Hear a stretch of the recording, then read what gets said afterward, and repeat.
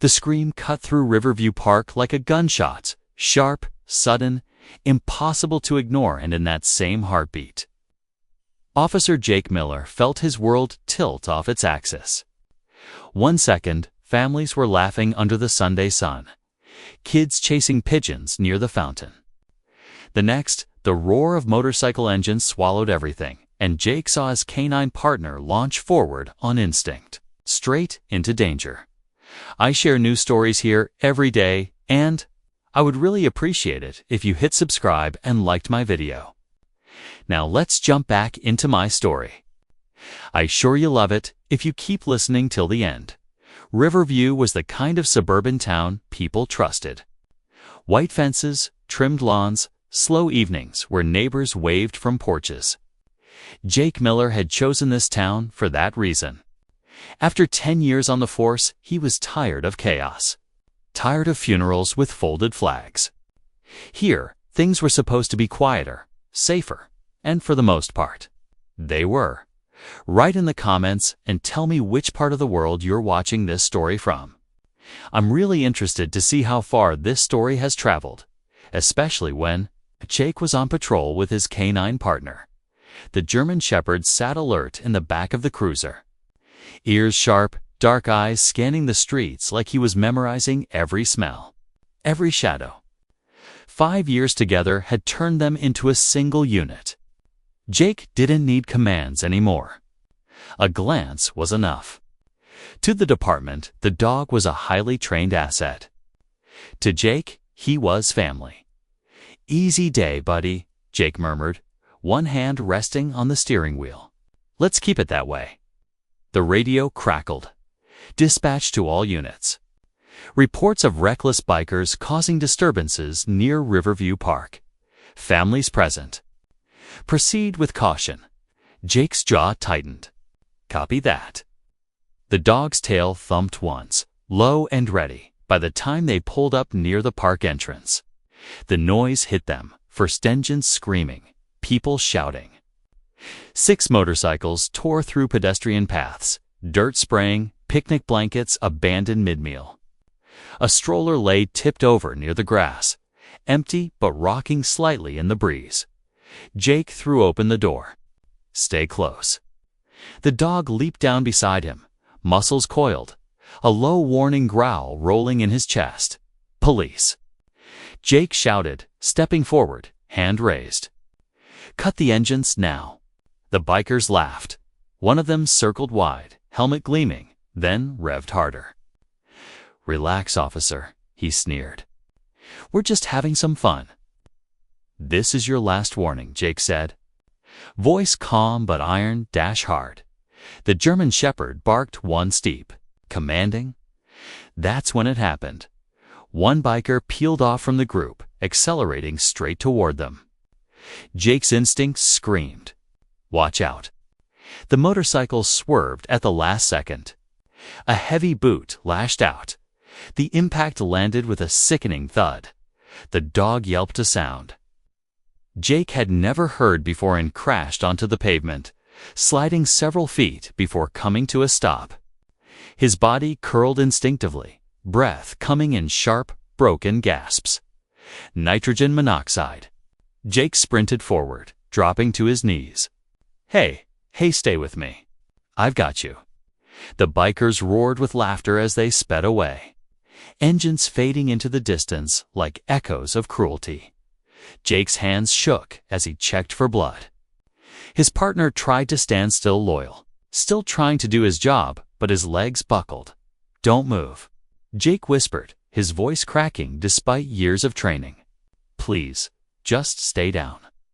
Bystanders gathered, some filming, others crying.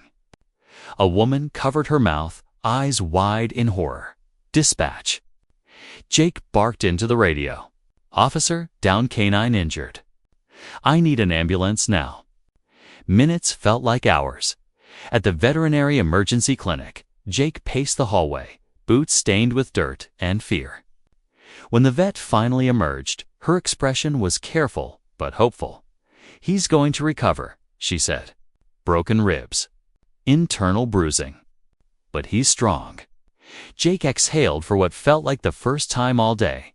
Through the glass, he saw his partner lying still, chest rising and falling, eyes fluttering open at the sound of Jake's voice.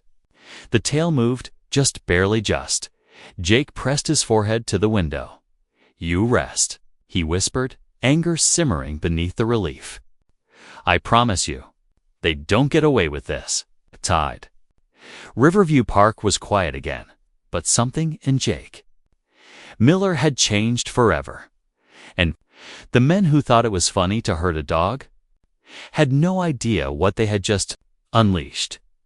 Jake Miller didn't sleep that night. He sat in a stiff plastic chair beside the kennel at the veterinary clinic. Elbows on his knees, eyes locked on the slow rise and fall of his partner's chest. Every beep of a monitor felt louder in the dark. Every small twitch of movement made his heart jump. The town outside kept breathing like nothing had happened but for Jake. Time had stalled the moment that motorcycle boot connected. The German Shepherd stirred just before dawn. His eyes opened halfway, cloudy with pain, but unmistakably focused. When he recognized Jake, his tail thumped weakly against the blanket. "Hey," Jake whispered, leaning forward instantly. "Easy, tough guy. I'm right here." The dog let out a soft, broken huff, his version of reassurance. The vet had been clear. Recovery would take time. Weeks of rest. No patrols. No chasing suspects. Jake nodded when she explained it, but inside, something burned. His partner had thrown himself into danger without hesitation, and someone had laughed while doing it. That laughter echoed in Jake's head as he drove home alone. At the station later that morning, the mood shifted the moment Jake walked in. Conversations hushed. Officers glanced up from desks, their expressions tight with anger and sympathy. "I heard," one of them said quietly. "You holding up." Jake shrugged out of his jacket. "I will be." Captain Reyes stepped out of her office, arms crossed. "My office. Now?" The door shut behind them. Reyes didn't sit. "You know we've got this on record," she said. "Multiple witnesses. Park cameras. We're already pulling footage." Jake nodded. "Good. These guys weren't random," she continued. "Iron wolves. Been a problem for months. Vandalism, assault. They keep skating because witnesses disappear." Jake's jaw clenched. "Not this time." Reyes studied him for a long moment. "I get it," she said finally, "but I need your head clear. This isn't revenge." Jake met her eyes. "It's justice." She sighed. "Go home. Get some rest. We'll talk after the footage comes in." But rest didn't come. Jake sat at his kitchen table long after sunset. Laptop open, replaying grainy clips sent over by a tech friend in records. 6 bikes. Same formation. Same symbols stitched onto their jackets, wolves in rusted iron circles. One face stood out. The biker hood swerved. The kick was clear in one angle. Casual, almost lazy. Like he'd done it before. Jake paused the frame, staring at the man's helmet just as it turned toward the camera. A scar peeked from beneath the visor. Jake leaned back, exhaling slowly. "I've got you," he murmured. The next few days blurred together. Statements, reports. The park buzzed with rumors. People left flowers and dog treats tied to the fence where the incident happened. Kids drew crayon pictures of police dogs and taped them to lampposts. Jake visited the clinic every evening. On the 4th night, his partner tried to stand again, failed, growled in frustration. "Hey, Jake said gently, pressing a hand to his shoulder. "You don't have to prove anything." "You already did." The dog's ears flattened. His eyes never left Jake's face. "You protected them," Jake continued softly. "That's what matters." Behind them, a television played the local news. The anchor's voice sharpened. "Police are asking for information regarding the Iron Wolves motorcycle gang." believed to be responsible for the recent attack at Riverview Park. Jake's phone buzzed. Unknown number. He stepped into the hallway and answered. Miller? A low voice responded. You're looking in the park. You should be looking south. Jake stiffened. Who is this? A pause. Then, old warehouse off Route 9, midnight runs. That's all I'm saying. The line went dead. Jake stood there, heart pounding, south. Route 9, he looked back through the glass at his partner, lying bruised, but alive. Eyes watching him like always trusting, unshaken. Jake slipped the phone into his pocket. Hang on, he whispered. I'm closer than they think.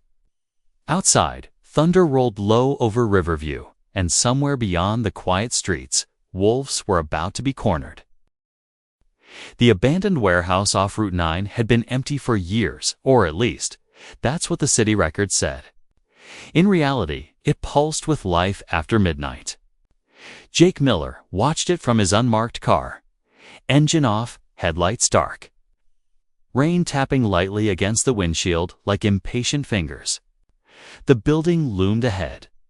A massive concrete carcass with broken windows that looked like hollow eyes and parked outside.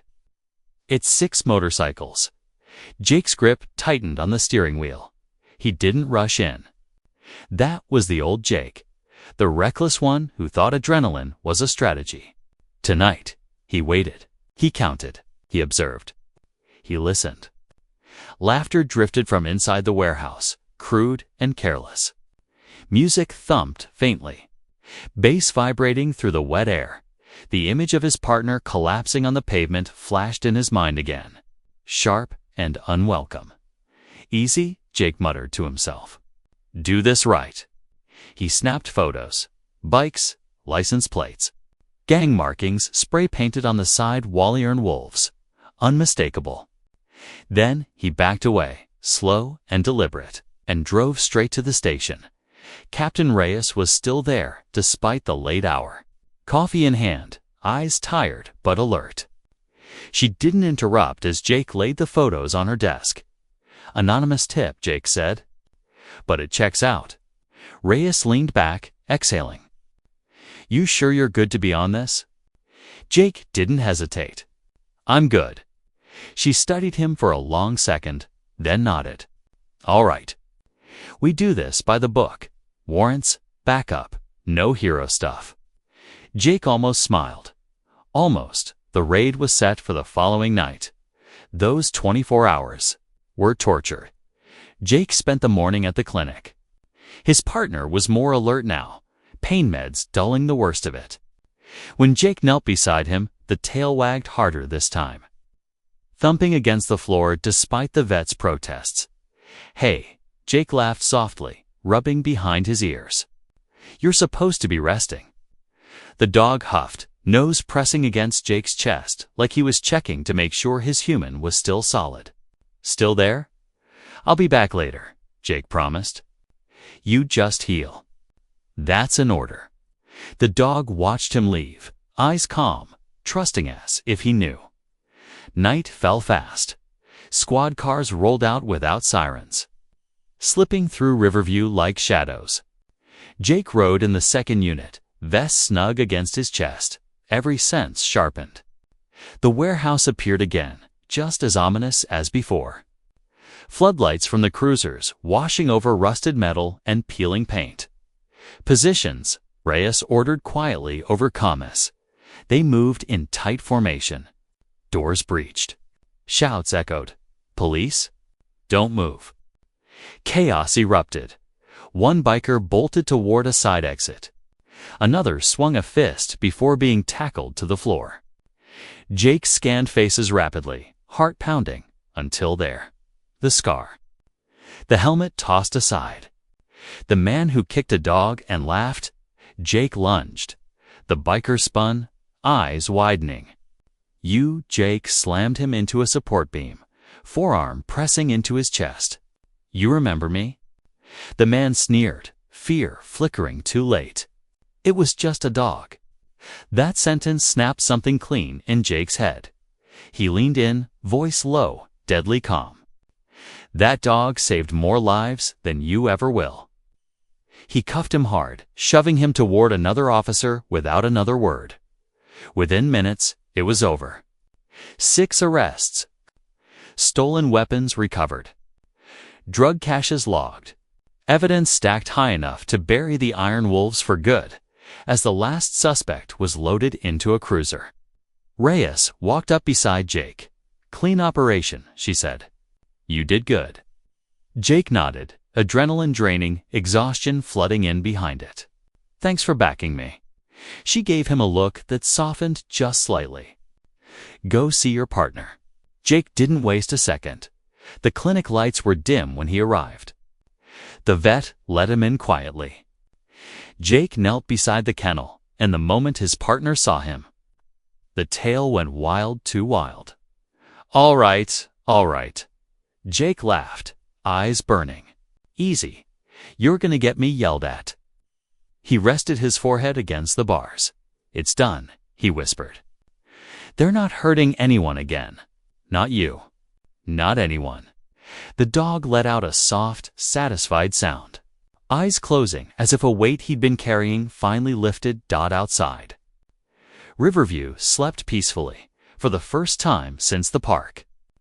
Jake did right there on the floor beside the kennel, keeping a promise that had never needed words. 3 weeks later, Riverview woke to sirens again, but this time they weren't screaming danger. They were announcing homecoming. Jake Miller stood outside the veterinary clinic, hands shoved into his jacket pockets, heart hammering like it had on his first day as a cop. The glass doors slid open, and for a split second, the world narrowed to a single shape, moving carefully. Stubbornly forward, his partner walked out on his own 4 legs. A brace wrapped his ribs. His steps were slower, measured, but his head was high, ears forward, eyes locked on Jake like a compass needle finding north. Then the tail started hesitant at first, then faster, harder, thumping against Jake's knee the moment they were close enough. "Hey," Jake breathed, crouching.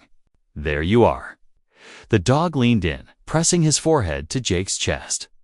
The weight-solid, familiar hit Jake harder than any punch ever could.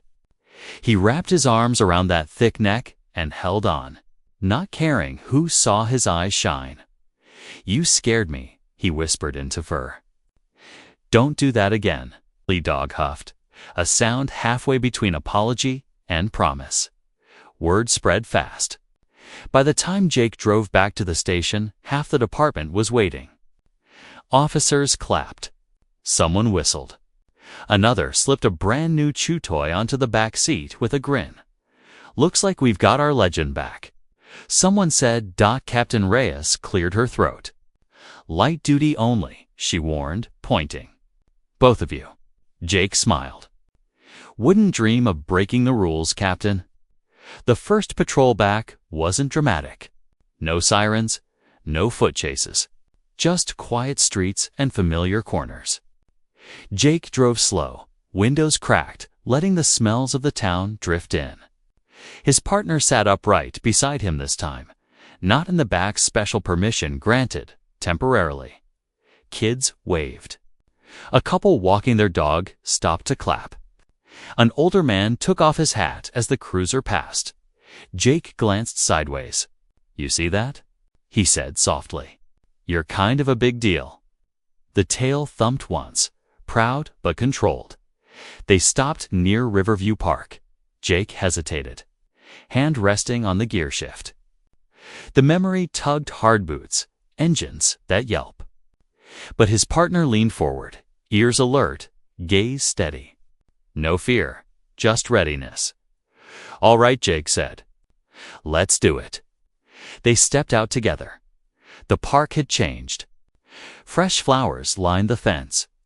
A small plaque had been mounted near the fountain, in honor of courage, loyalty, and the ones who stand between danger and the innocent. Jake swallowed. A little girl approached, clutching her mother's hand. She held out a crayon drawing stick figures, a badge, and a big dog with a cape. "This is for him," she said shyly. Jake knelt. He'll love it." The dog sat perfectly still as the girl patted his head, gentle and careful. His eyes softened, tail swaying like a metronome set to calm. That night, back at Jake's house, the routine felt right again. Dinner bowls clinked. Leash hung by the door. Jake sank onto the couch, exhaustion settling into his bones like a familiar ache. He looked down. "You know," he said, "some people think you're just doing what you're trained to do." The dog glanced up, ears flicking. "But I know better," Jake continued. "You chose every time." The dog stood, crossed the room, and rested his head on Jake's knee. No tricks, no commands. Just presence, Jake smiled. "Yeah, that's what I thought." Outside, a patrol car rolled past, lights off, radio low. Riverview slept easy again, not because danger was gone, but because someone would always stand up when it came knocking. Jake scratched behind familiar ears, feeling the steady thrum of life under his hand. "Tomorrow," he said quietly, "we get back to work." The tail wagged once, strong, steady, ready. The call came in just before sunrise, slicing through the quiet like a blade. Jake Miller was already awake. He always was lately, but the radio's crackle still sent a jolt through him. Missing child. 5 years old. Last seen 2 hours ago near the river trail on the edge of town. The words landed heavy, and Jake's gaze snapped instinctively to his partner, who was already on his feet, ears forward, body tense with purpose. "I share new stories here every day, and I would really appreciate it if you hit subscribe and liked my video. Now let's jump back into my story. I'm sure you'll love it if you keep listening till the end." They reached the trailhead as the sky began to pale. Patrol cars lined the dirt lot. Flashlights cut through fog that hugged the ground like a living thing. Parents stood wrapped in blankets in fear, the child's mother shaking so hard another officer had to hold her upright. Jake approached gently. "I'm Officer Miller. This is my partner. We're going to find your child." The mother looked down at the dog, eyes red, voice breaking. He's still hurt." Jake knelt, resting a steady hand on his partner's shoulder. "He's ready. No bravado. Just truth." The handler from Search and Rescue handed Jake a small pink hoodie sealed in a bag. Scent article. Jake let his partner smell it only once. The shift was immediate. Muscles tightened. Focus locked in. "Find," Jake said. The dog surged forward, nose low, tail straight, pulling Jake along the trail that wound toward the river. The fog thickened, swallowing sound. Boots crunched. Radios murmured. Time stretched thin. Half a mile in, the trail split. Volunteers fanned out, voices calling the child's name. Jake trusted the leash and the dog's certainty.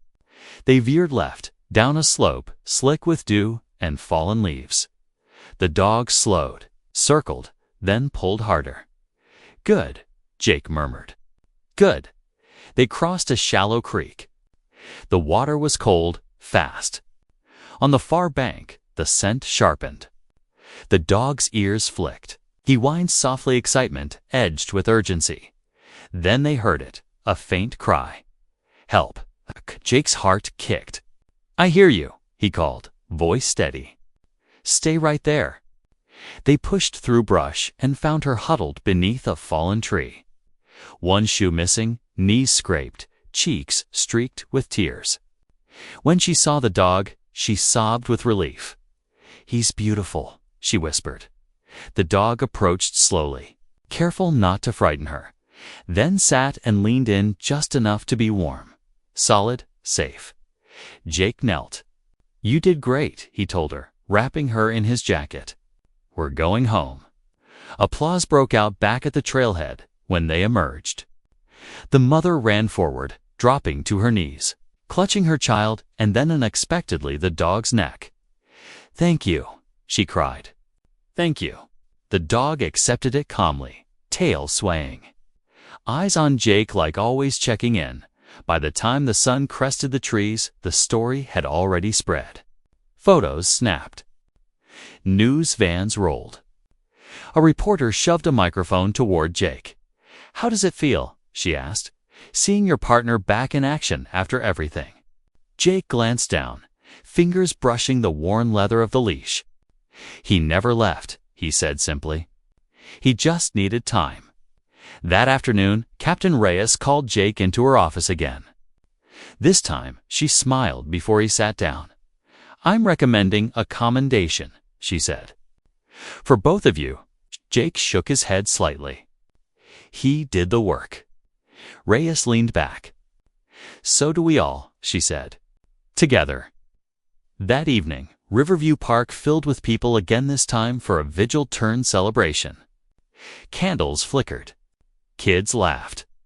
Someone brought a banner painted in uneven letters. "Welcome back."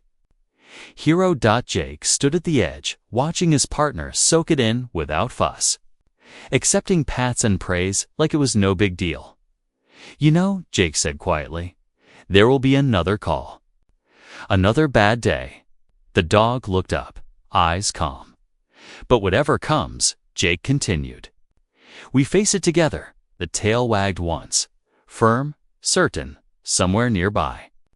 A child's laughter rang out, bright and unbroken, and for Jake Miller. That sound made every scar, every sleepless night, worth it. The ceremony was supposed to be small. That was the plan, anyway. A few officers, a handshake, maybe a photo for the department website. But Riverview had other ideas. Jake Miller stood near the steps of City Hall, uniform pressed, nerves fluttering in his chest like it was his first day on the job all over again. Beside him sat his partner, calm and composed, a fresh blue service vest fitted carefully around healing ribs. The scar beneath it was still there, but so was the strength. Across the lawn, people gathered.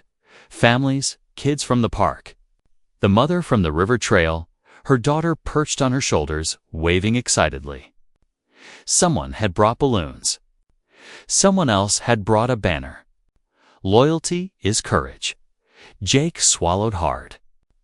Captain Reyes stepped up to the podium. "Riverview," she began, voice carrying, "we talk a lot about heroes. We imagine them as fearless, untouched. But real courage isn't about never falling, it's about getting back up. It's about standing between danger and the innocent, even when it costs you." She gestured toward Jake and his partner. "This town is safer because of them." Applause rolled like thunder. Reyes read the citation slowly, deliberately. Acts of bravery. Service beyond duty. Unwavering loyalty. When she finished, she knelt and fastened a small silver medal to the vest. The dog didn't flinch. Jake laughed softly through the tightness in his throat. "You're better at this than I am." The dog looked up, tail wagging once, like he'd heard that before. After the crowd thinned, Jake took the long way home, windows down, evening lights spilling gold across the streets. They passed the park, the river trail, places that carried weight now, not fear. At home, Jake set the medal on the mantel. He hesitated, then placed beside it the crayon drawing from the little girl, the dog with the cape. "Both earned," he said. Later, as the house settled into quiet, Jake sat on the porch steps, watching fireflies blink in and out of the dark. His partner lay beside him, head on Jake's boot, breath slow and steady. "You know," Jake said, voice low, "people keep calling you a hero." An ear flicked. "I think they're wrong," Jake continued. "You're not a hero because you're brave." The dog lifted his head, eyes reflecting the porch light. "You're a hero because you care," Jake finished. "Because you choose to protect. Every single time." The dog leaned in, pressing his weight against Jake's leg, solid, grounding, real. The radio inside crackled softly. Another shift would start tomorrow. Another unknown call would come eventually. Jake knew that. Danger didn't disappear. It just waited. But so did they. Jake scratched behind familiar ears and smiled. "Ready when you are, partner." The tail wagged slow, confident, unbreakable. And in a town that slept easier because someone was always watching, a man and his dog sat together under the stars, bound by trust stronger than any badge, any medal, any words ever could. If this story moved you even a little, don't just scroll away. I share new stories here every day, and I'd truly appreciate it if you subscribed and liked the video. Leave a comment below and tell me what loyalty means to you or where you're watching from. And if you believe love and courage can come on four legs, share this with someone who needs the reminder. Because heroes don't always wear capes. Sometimes they wear a badge, and sometimes they wear fur.